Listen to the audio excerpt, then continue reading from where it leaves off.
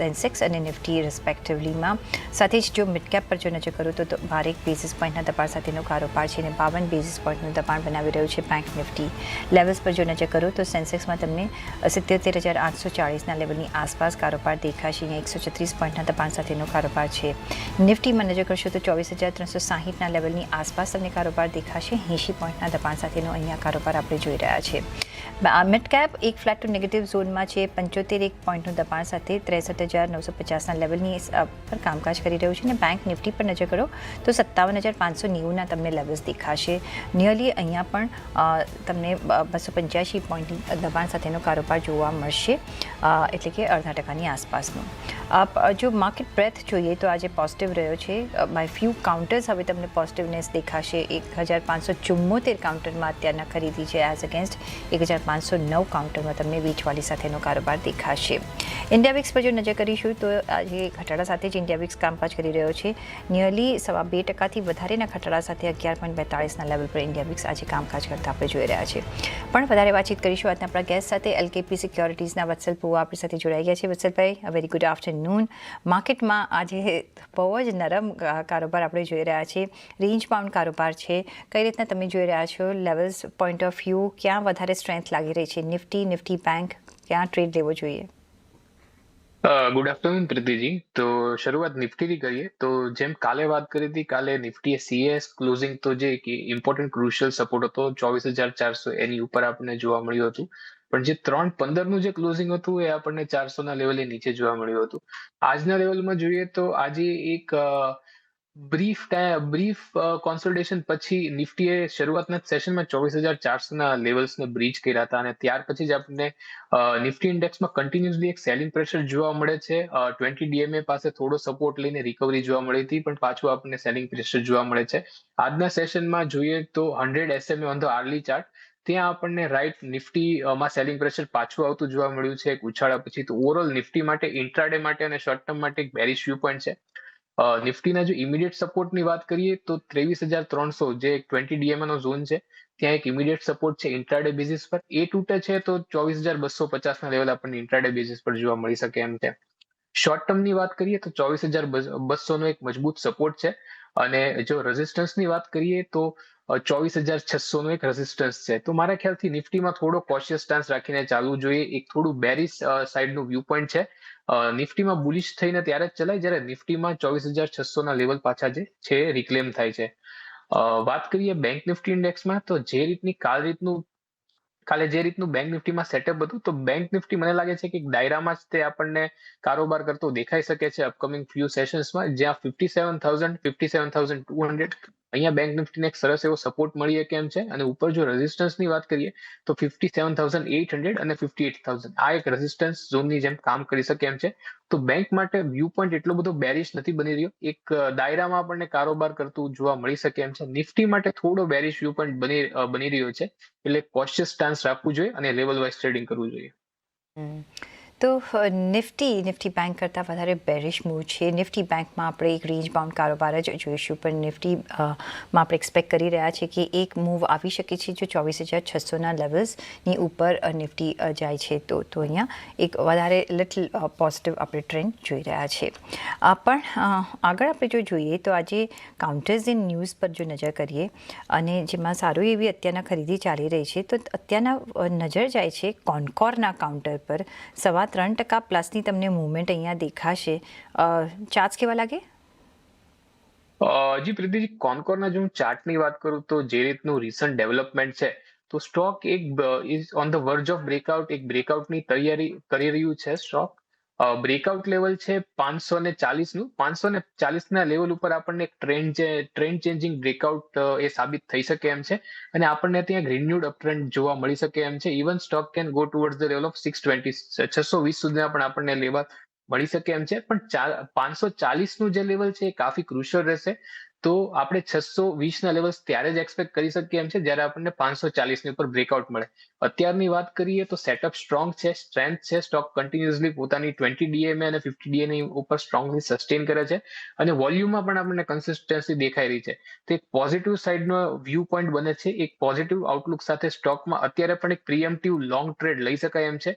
એક stop loss રહેવો જોઈએ 505નો અને ઉપર જે શોર્ટ ટર્મમાં જે ટાર્ગેટ એક્સપેક્ટ કરી શકો છો એ 560ના અને 600ના ટાર્ગેટ એક્સપેક્ટ કરીને ચાલી શકીએ એમ છે.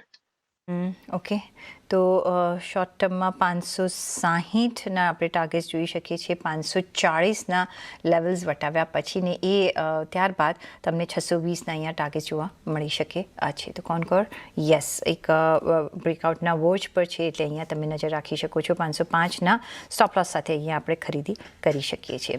મીનવાઇલ તમે તમારા સ્ક્રીન પર જોઈ શકો છો ગોદરેજ ઇન્ડસ્ટ્રીઝના આપણને ક્વાર્ટરલી નંબર્સ આવતા અત્યારના જોવા મળી રહ્યા છે. અને જો એક નંબર્સ પર આપણે જો હેડ્સઅપ લઈ લઈએ કે કઈ રીતના નંબર્સ પોસ્ટ થઈ રહ્યા છે, તો અહીંયા જો નજર કરો ગોદરેજ ઇન્ડસ્ટ્રીઝના જો નંબર્સ પર એબિટા જોઈએ તો 52.4%થી વધીને 604.70 કરોડ પર આપણને આવતા જોવા મળી રહ્યું છે. કાઉન્ટર પર નજર કરો 0.2% પ્લસની ઓલરેડી મૂવમેન્ટ દેખાડી રહ્યું છે. માર્જિન પણ 8.9%થી વધીને 11.1% પર ગોદરેજ ઇન્ડસ્ટ્રીઝે પોસ્ટ કર્યા છે. એટલે એક પણ અહીંયા પણ એક પોઝિટિવ આપણે મૂવમેન્ટ જોઈ રહ્યા છે.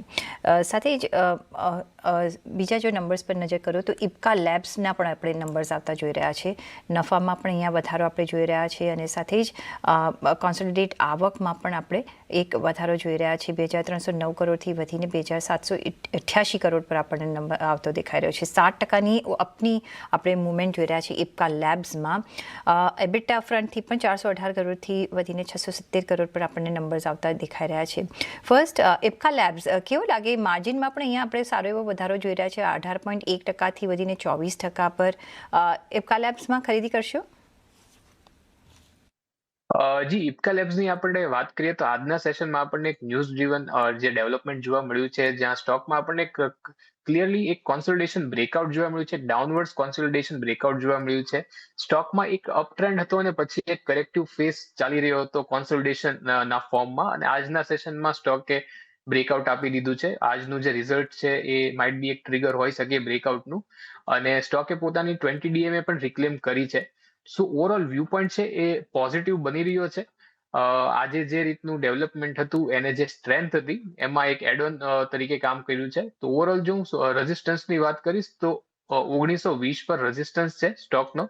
તો જો કોઈની લોઅર લેવલ્સ પર પોઝિશન હોય તો 1920 ના એક પોઈન્ટ પર થોડી પોઝિશન હળવી કરી શકે એમ છે. અને બાકી જે પેન્ડિંગ પોઝિશન છે એ હોલ્ડ કરી શકે એમ છે એક સ્ટોપ લોસ ટ્રેલ કરીને 1800નો. ઉપર જે ટાર્ગેટ એક્સપેક્ટેડ છે તો આપણને 2200 સુધીના ટાર્ગેટ મિડ ટર્મમાં જોવા મળી શકે એમ છે. ટ્રેલિંગ સ્ટોપ લોસ સાથે ઇપ્કા લેબ તમે હોલ્ડ કરી શકો છો. 1800ના ટ્રેલિંગ સ્ટોપ લોસથી તમે અહીંયા ઊભા રહી શકો છો. 2200ના ટાર્ગેટ માટે તમને અહીંયા કામકાજ તમે કરી શકો છો ઇપ્કા લેબ્સ. ગોદરેજ ઇન્ડસ્ટ્રીઝ પર આપનો કોઈ વ્યૂ?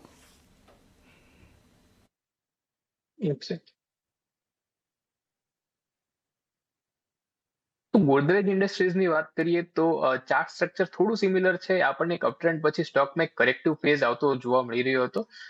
સ્ટોકે આજે પોતાની જે 50 DMA છે ત્યાંથી આપણને એક સારો એવો સપોર્ટ મળતો દેખાઈ રહ્યો છે, પણ સ્ટોક ફિલહાલ પોતાની જે 20 DMA છે એની નીચે ટ્રેડ કરી રહ્યો છે. આજના સેશનમાં આપણને 50 DMA થી બાઇંગ ઇન્ટરેસ્ટ આવતો દેખાઈ રહ્યો છે, પણ જે 20 DMA છે એ એક રેઝિસ્ટન્સની જેમ કામ કરી શકે એમ છે. તો મને લાગે છે કે સ્ટોકમાં એક મોમેન્ટમ પિકઅપ ત્યારે થશે જ્યારે સ્ટોક પોતાની 20 DMA રિક્લેમ કરશે, જે અત્યારે ફિલહાલ પ્લેસ છે 1350 ના લેવલ પર. તો શોર્ટ ટર્મ માટે 1315 સુધીનો એક ટ્રેડ લઈ શકાય એમ છે. એક સ્ટોપ લોસ રહેવો જોઈએ 1220 પર. ઓકે, તો 1220નો સ્ટોપ લોસ અને એક શોર્ટ ટર્મ ટ્રેડ જો તમારે લેવો હોય તો તમે ગોદરેજ ઇન્ડસ્ટ્રીઝ પર લઈ શકો છો અને એ છે 1350ના ટાર્ગેટ માટે. તો એક વેરી શોર્ટ ટર્મ ટાર્ગેટ માટે અહીંયા આપણે કામકાજ કરી શકીએ છીએ ગોદરેજ ઇન્ડસ્ટ્રીઝમાં. નેક્સ્ટ સવાલ પણ આપણે લઈશું, પણ એ પહેલાં મારે લઈ લેવાનો છે બ્રેક. તો બ્રેક લઈને પાછા ફરીથી જોડાયેલા રહેજો અમારી સાથે.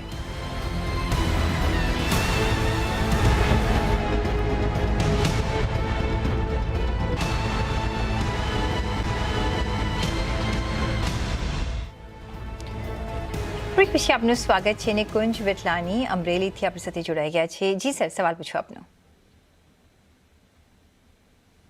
કેપીઆઈ ગ્રીનમાં 350 નું બાઇંગ છે અને 1500 ક્વોન્ટિટીમાં છે.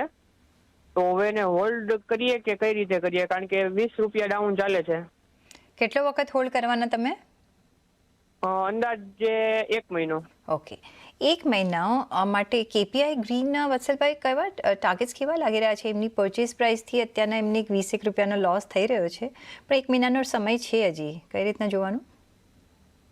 હજી કેપીઆઈ ગ્રીનની વાત કરીએ તો ચાર્ટ સ્ટ્રક્ચર બેરિશ લાગે છે. આજે સ્ટોકે પોતાનો એક જે ક્રુશિયલ સપોર્ટ લેવલ હતો 340 નો, એની નીચે કારોબાર કરી રહ્યું છે. તો મારા ખ્યાલથી 315 જ્યાં સ્ટોકનો એક પોઝિશનલ સપોર્ટ છે, તો એને ધ્યાનમાં રાખીને સ્ટોકને હોલ્ડ કરી શકે એમ છે. પણ જો એમને અહીંથી કોઈ એક બાઉન્સ મળે છે તો ત્યાં પોઝિશન પોતાની રિડ્યુસ કરવાની, સ્ટ્રેટેજિકલી પોઝિશન રિડ્યુસ કરવાની રણનીતિથી કામ કરી શકે એમ છે. તો અત્યારે તો 315 ના લેવલ સાથે સ્ટોકને હોલ્ડ કરવાની સલાહ રહેશે. 315 પછી ત્યાં એક સારો એવો સપોર્ટ છે. જો ત્યાંથી બાઉન્સ મળે છે તો ધીમે ધીમે પોતાની પોઝિશન રિડ્યુસ કરવાની સલાહ રહેશે. અને જો 315 ના લેવલ તૂટે છે તો કમ્પ્લીટ એક્ઝિટ. તો એક તો 2-3 વસ્તુ, હમણાં 315ના સ્ટોપ લોસથી તમે ઉભારો ઉછાળે નીકળવાની કોશિશ કરજો. અને જો 315ની નીચે જાય છે તો ક્વિકલી ફાસ્ટ તમારે અહીંયા નીકળી જવું પડશે, કારણ કે જે ચાર્ટ્સ છે એ બેરિશ મોમેન્ટમ ધરાવી રહ્યા છે, એટલે આગળ જતાં તમને વધારે ફોલ જોવા મળી શકે છે. અત્યારના માટે 315ના સ્ટોપ લોસ સાથે ઊભા રહીશું. સુનિલ પટેલ છોટા ઉદેપુરથી આપણી સાથે જોડાઈ ગયા છે. જી સર, સવાલ પૂછો આપનો. મેડમ, મારી જોડે એચડીએફસી 500 શેર છે 760 ના ભાવના. અદાની ગ્રીન 100 શેર છે 1370 ના ભાવના. અને ઈ2ઈ નેટવર્ક 580 ના ભાવના 50 શેર છે. તો મારે શું કરું? શોર્ટ ટર્મ ઇન્વેસ્ટર છું અને એચડીએફસી માંથી મારે બહુ લો થઈ ગયો છે, તો એમાંથી એક્ઝિટ થઈને મારે કોઈ બીજા કાઉન્ટરમાં જવું હોય તો કયું કાઉન્ટર ચૂઝ કરે? ઓકે, શોર્ટ ટર્મ તમારો અહીંયા આઉટલુક છે વત્સલભાઈ. એચડીએફસી બેંક માટે બધાની જ આજ કમ્પ્લેન છે કે એનો આગળ વધતો નથી. હવે એમની 760 રૂપિયાની ખરીદી છે, 727 પર અત્યારના કાઉન્ટર ચાલી રહ્યો છે. અદાની ગ્રીનમાં 1370ની ખરીદી અને ઈ2ઈ નેટવર્કમાં 580 રૂપિયાની ખરીદી. અહીંયા પણ અદાની ગ્રીનમાં પણ એમને લોસ જઈ રહ્યો છે, પણ ઈ2ઈમાં એમને સારો એવો થોડો પ્રોફિટ થઈ રહ્યો છે. ત્રણેયના ચાર્ટ્સ કેવા લાગે? સૌથી પહેલા તો આપણે વાત કરીએ એચડીએફસી બેંકની. તો એચડીએફસી બેંક અત્યારે પોતાનો ડેઇલી ચાર્ટ, વીકલી ચાર્ટ જોઉં છું તો ત્યાં એક ઓવરસોલ્ડ ઝોનની નજીક ટ્રેડ કરી રહ્યો છે. તો મને લાગે છે કે એચડીએફસી બેંક અને જે એક સપોર્ટ ઝોન છે ત્યાં આગળ ટ્રેડ કરી રહ્યો છે. તો 700 ના એક સ્ટોપ લોસ સાથે સ્ટોકને હોલ્ડ કરે અને મને લાગે છે પોસિબિલિટી છે કે એમને એમની જે બાઇંગ પ્રાઇસ છે એ મળી શકે એમ છે. 750 760 ના લેવલ જોવા મળી શકે એમ છે, એક બાઉન્સ મળી શકે એમ છે. તો ત્યાં પોતાની પોઝિશન છે કોસ્ટ ટુ કોસ્ટ એક્ઝિટ કરે એચડીએફસી બેંકમાં સલાહ રહેશે. બીજું અદાણી ગ્રીન. હાજી, અદાણી ગ્રીન કીધું ને તમે? હા, યસ. 1318 ના, અચ્છા, 1370 ની એમની બાઇંગ પ્રાઇસ છે. જી. તો અદાણી ગ્રીનમાં ક્લિયરલી એક વ્યૂ પોઈન્ટ છે કે 1280 ના એક સ્ટોપ લોસ સાથે ઉભા રહી. 1280 ના જો લેવલ તૂટ્યા તો સ્ટોક વધારે નીચે જઈ શકે એમ છે. અને જો એમને એક બાઉન્સ મળે છે ટુવર્ડ્સ ધ લેવલ ઓફ 1360 જ્યાં 20 WMA છે, તો એકવાર એક્ઝિટ કરવાની કોશિશ કરે. તો અદાણી માટે પણ એક થોડો બેરિશ વ્યૂ પોઈન્ટ બને છે, પણ મને લાગે છે કે બાઉન્સ મળી શકે એમ છે. તો 1280 ના લેવલ સાથે સ્ટોકને હોલ્ડ કરે અદાણીને. અને એક ત્રીજું તમે કીધું ઈ2ઈ નેટવર્ક. ઓકે, તો આમાં એમને પ્રોફિટ થઈ રહ્યો છે. તો મારા ખ્યાલથી આમાં ટોપ પ્રિડિક્ટ ના કરતા એક એમને 590 ને એક સ્ટોપ લોસ સાથે ટ્રેલ કરી શકે એમ છે. ઓકે, હોલ્ડ કરીને ટ્રેલ કરી શકે એમ છે 590 ના સ્ટોપ લોસ સાથે. તો ઈ2ઈ નેટવર્કમાં તમે 590 ના સ્ટોપ લોસના ટ્રેડિંગ લેવલ્સ સાથે તમે કામકાજ કરી શકો છો. અહીંયા તમે ઊભા રહી શકો છો. પણ અદાની ગ્રીન 1280નો સ્ટોપ લોસ હમણાં રાખજો, પણ 1360ના લેવલ પર તમે એક્ઝિટ થવાની તૈયારી રાખજો, કારણ કે અદાની ગ્રીન પણ એક બેરિશ મોમેન્ટમ જ ધરાવી રહ્યું છે. એચડીએફસી બેંક 700 રૂપિયાના સ્ટોપ લોસ સાથે તમે અત્યારના ઊભા રહો, તમને 750થી 760 લેવલ મળી આવશે. એટલે જે તમારું કોસ્ટ ટુ કોસ્ટ છે એ તમે નીકળવા માટે કદાચ તમને એક ચાન્સ મળી શકે છે. એટલે તમારે અહીંયા હોલ્ડ કરીને જ ચાલવાનું અત્યારના રહેશે. એ સાથે જ અહીંયા એક બ્રેક લઈ લેવાનો છે. બ્રેક લઈને પાછા ફરીથી જોડાયા રહેજો અમારી સાથે.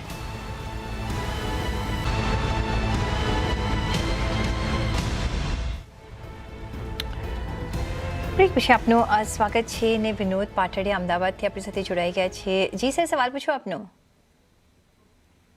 સર આપણે મારી જોડે 500 શેર અશોક લેલન્ડના છે 170 રૂપિયાના અને 180 ના યુનિયન બેંકના 500 શેર જી. આ બે કાઉન્ટર છે, હજી છે તમારી પાસે કોઈ સવાલ? અને સુઝલોન છે 55 ના ભાવના 100 છે. જી. કેટલો વખત ઊભા રહેશો સર? 6 મહિના સુધી ખરું. ઓકે, 6 મહિના સુધી. અશોક લેલેન્ડ તો આજે એમના નંબર્સ આવવાના છે, પણ 170 રૂપિયાની ખરીદી છે એમની પાસે 500 કાઉન્ટર્સ. વત્સલભાઈ, સુઝલોન એનર્જીના 55 રૂપિયાના 100 કાઉન્ટર છે અને યુનિયન બેંકના 500 કાઉન્ટર 180 રૂપિયાના છે. 6 મહિનાના ટાર્ગેટ્સ અહીંયા શું દેખાય તમને? જી, શરૂઆત સુઝલોન થી કરીએ તો સુઝલોનમાં તો આપણને ક્લિયરલી એક રેન્જનું બ્રેકડાઉન જોવા મળ્યું છે. બ્રેકડાઉન પછી સ્ટોક કોન્સોલિડેટ કરી રહ્યો છે 61.8% રિટ્રેસમેન્ટ લેવલથી. તો ઓવરઓલ જે વ્યૂ પોઈન્ટ છે થોડો બેરિશ સાઇડનો જ બને છે, પણ 6 મહિનાનો વ્યૂ પોઈન્ટ છે તેમને હું 45 ના સ્ટોપ લોસ સાથે હોલ્ડ કરવાની સલાહ આપીશ. સેકન્ડ એમનો સ્ટોક કયા હતા? યુનિયન બેંક હતું આઈ થિંક. તો યુનિયન બેંકમાં એક પોઝિટિવ વ્યૂ પોઈન્ટ બની રહ્યો છે. બુલિશ ચાર્ટ સ્ટ્રક્ચરનું આપણને ફોર્મેશન દેખાઈ રહ્યું છે. સ્ટોક એક મોમેન્ટમમાં છે, તો સ્ટોકને ક્લિયરલી હોલ્ડ કરવાની સલાહ રહેશે. વ્યૂ પોઈન્ટ બુલિશ બની રહ્યો છે. 202 સુધીના લેવલ્સ જોવા મળી શકે એમ છે યુનિયન બેંકમાં. અને એક બીજો જે હતો સ્ટોક એ છે અશોક લેલેન્ડ. તો અશોક લેલેન્ડ માટે તે ચાર્ટ સ્ટ્રક્ચર પોઝિટિવ બની રહ્યું છે. આપણને મલ્ટિપલ બ્રેકઆઉટ્સ દેખાઈ રહ્યા છે સ્ટોકમાં. તો સ્ટોકને હોલ્ડ કરવાની સલાહ રહેશે 166 ના સ્ટોપ લોસ સાથે. અને જે નિયર ટર્મ જે ટાર્ગેટ એક્સપેક્ટેડ છે એ 185 ના ટાર્ગેટ છે અને એક્સટેન્ડેડ ટાર્ગેટ આપણને 195 સુધીના જોવા મળી શકે એમ છે. ઓકે, તો સુઝલોન ઓલ્ધો બેરિશ મુવમેન્ટમાં છે, પણ 45ના સ્ટોપ લોસ સાથે તમે અત્યારના ઊભા રહેજો. આ કાઉન્ટરમાં તમારી 55 રૂપિયાની ખરીદી છે. સાથે જો યુનિયન બેંકનું જો નજર રાખવી હોય તો 202ના ટાર્ગેટ્સ માટે તમે અહીંયા ઊભા રહી શકો છો યુનિયન બેંકમાં. અને આઈ થિંક તમારી ખરીદી 180 રૂપિયાની છે. અને અશોક લેલેન્ડ 166ના સ્ટોપ લોસ સાથે 185થી 195ના ટાર્ગેટ્સ માટે તમે ઊભા રહી શકો છો. અહીંયા પણ તમને ગેઇન્સ જ થશે કારણ કે તમારી ખરીદી 170 રૂપિયાની છે. સાથે જ નેક્સ્ટ આપણે જો જોઈએ, વોટ્સએપ આવ્યો છે અમીર પંજવાનીનો ઉમરગામથી. વિક્રમ સોલારના કાઉન્ટર પર એમનો સવાલ છે વત્સલભાઈ. 190 કાઉન્ટર છે 172.36 પૈસાના. શું કરવાનું અહીંયા?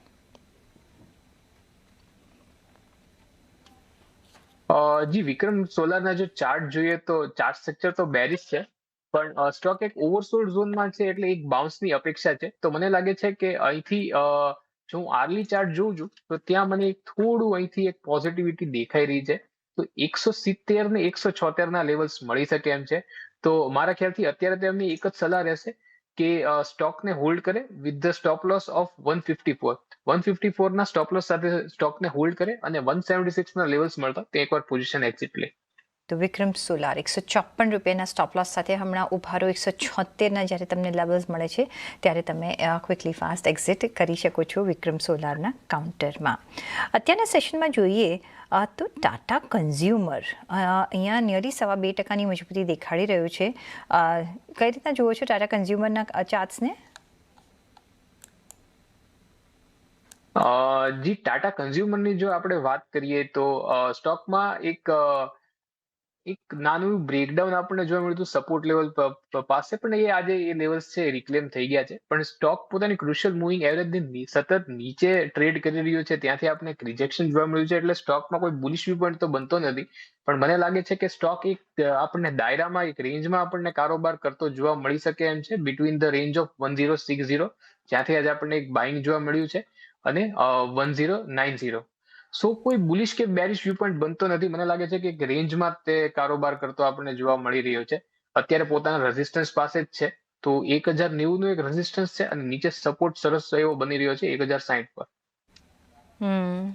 તો ઓફકોર્સ 1060ના સ્ટોપ લોસ સાથે તમે અહીંયા ઊભા રહી શકો છો. એમાં બહુ મોટું એ નથી. આજના દિવસમાં એક ઓફકોર્સ આપણે તેજી જોઈ રહ્યા છે એટલે ટાટા કન્ઝ્યુમરના કાઉન્ટરમાં આજે આપણે થોડો ઇન્ટરેસ્ટ જોઈ રહ્યા છે. પણ એ સાથે જ રજા લેવાનો પણ સમય થઈ ગયો છે. વત્સલભાઈ, આપના કોઈ ડિસ્ક્લોઝર્સ? જે આપણે જેટલા સ્ટોક અંગે ચર્ચા કરી એમાં મારું કોઈ પર્સનલ હોલ્ડિંગ નથી કે પોઝિશન નથી, ક્લાયન્ટની કે કંપનીની પોઝિશન હોઈ શકે એમ છે. જી વત્સલભાઈ, ઘણો આભાર તમારો અમારી સાથે આજે જોડાવા બદલ. અને એ સાથે જ મને પર આપશો રજા. જોડાયેલા રહેજો CNBC સાથે લઈને આવીશું વાયદાથી ફાયદો. નમસ્કાર.